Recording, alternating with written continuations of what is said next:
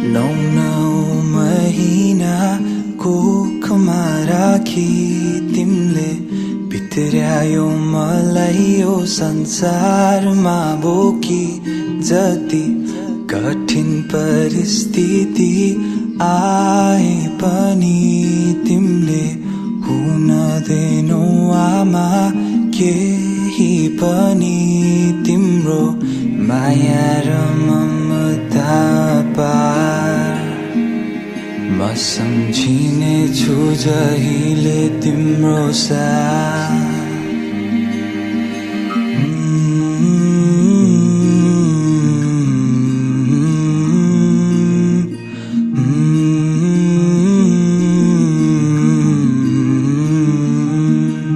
क्षमा पाऊ आमा यदि मबाट गल्ती भए।